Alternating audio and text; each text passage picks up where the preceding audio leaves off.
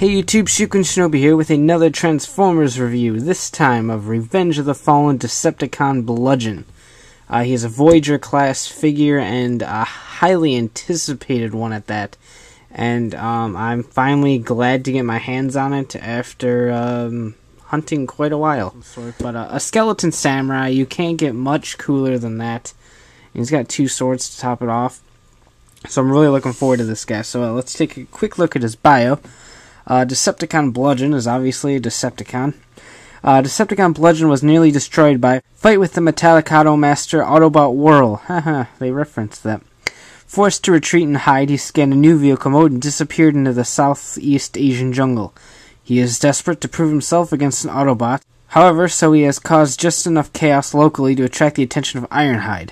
Now he lies in wait for the Autobot, ready to spring his trap and destroy his victim in an instant. Well, I hope he doesn't kill Ironhide. That would dampen the third movie quite a bit. But they're playing along with the fact that he is wave mates with Recon Ironhide, which was originally called Jungle Attack Ironhide, so things make sense. So anyway, let's get this guy open and take a look at the awesome sauce that is Bludgeon. Alright, so here you have Bludgeon in vehicle mode, and oh my god, he is awesome.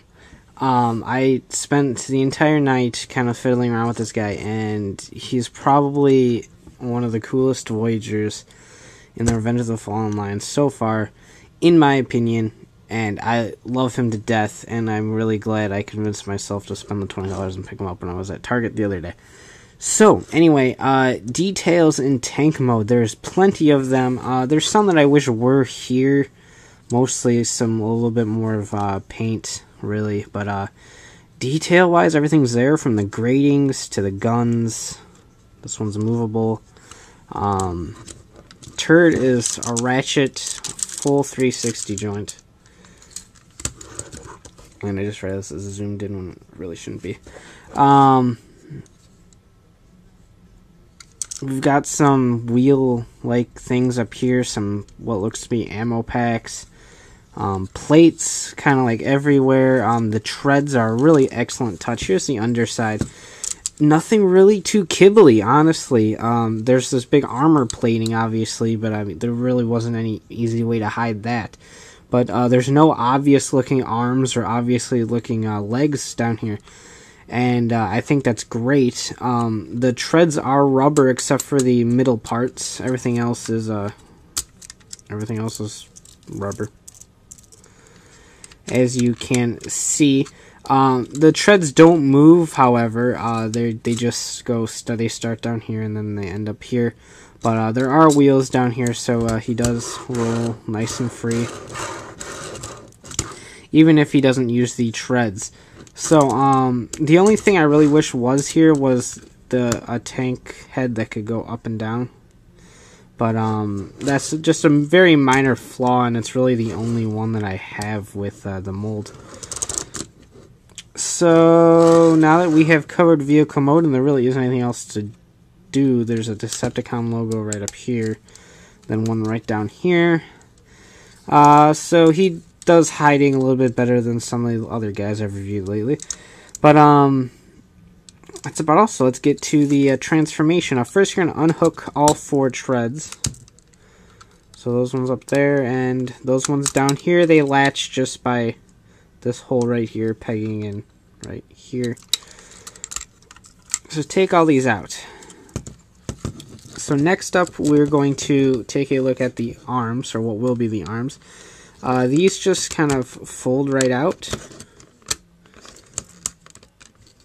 and they work with this area right here that makes up some supposed tread wheels.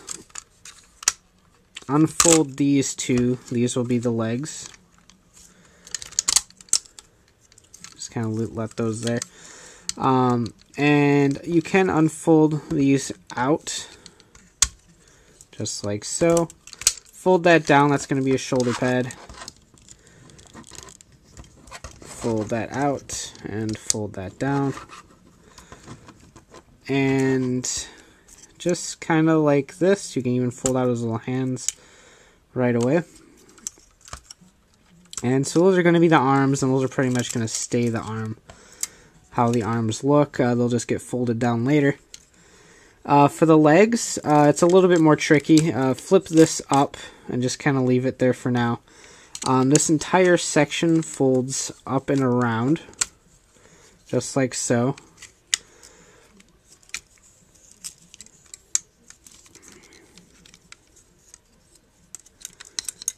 These fold back,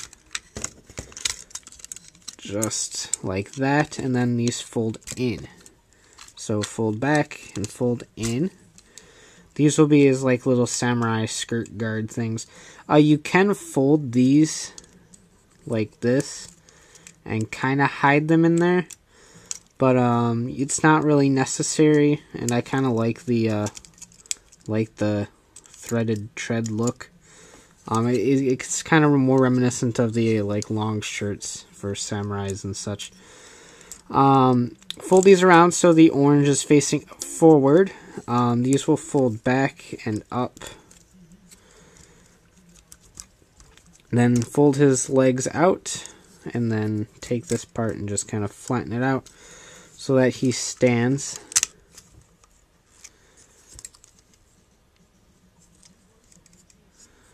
And then these can kind of just stay back, or you can sit them flush up against the leg. It doesn't really matter. I prefer them to be a little bit more flush myself. And then do the same thing over here for this leg. And just kind of set him so he's straight. Not that it really matters right now. Here comes the tricky part. I've read reports on this one being very loose, and I've also read reports on it being very tight. Mine's extremely tight, and it actually hurts trying to get him into this mode. But this entire shaft area is going to go through the body and reveal his head. Problem being that the mechanism that locks, which is just like sliver of plastic that goes over and locks into place, but it's like really tight. Okay, that was actually fairly easy. Push it all the way forward until you hear a snap, and it won't go anywhere. It done be locked into place. So take these, fold them all the way down, fold them all the way down, and there you have his arms. So just kind of equal amount and spread them across, and there you have Bludgeon, except you can't see there's this long section of the shaft of the gun, and it's kind of irritating. So let's just pull it off, and oh wait, it's a sword. Yep, that's right. The barrel of his tank mode is his sword, and I thought that was absolutely awesome. That can go ahead and clip right into his hand with a little bit of added effort. Nothing too exhilarating or anything.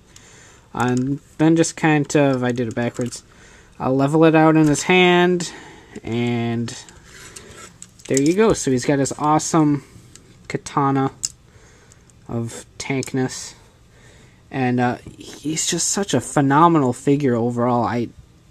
I'm really glad to get it. And another really cool thing you can do is you can angle this, and then this pops open to reveal a second sword. Of course, this is just like a little shanking dagger, but you can leave it open like this since it's a sheath right there. So you can kind of leave it open like this. It adds a little bit more bulk to his robot mode, but it does give off a pretty neat effect. And that just kind of pegs right in. He has his little shanking dagger. So he's got like the sideways sheath for his long sword, and then the little one right here for the short sword. So that's a really nice effect too, if you wanted to go about doing it like that. He's a really good representation of his Pretender shell, and that's something we haven't gotten in quite a while, and I'm really thankful for it. You're free to make your own opinions, obviously, but so he can't get the best of articulation, but he's such a great looking figure that the lack of articulation in places doesn't really bother me any. I highly recommend this. Definitely worth the $20, and if you see him, pick him up while you can, because I don't know how much longer he's going to be on the shelves. So definitely check out the photo gallery for this guy at flickr.com/photos/ShukenShinobi.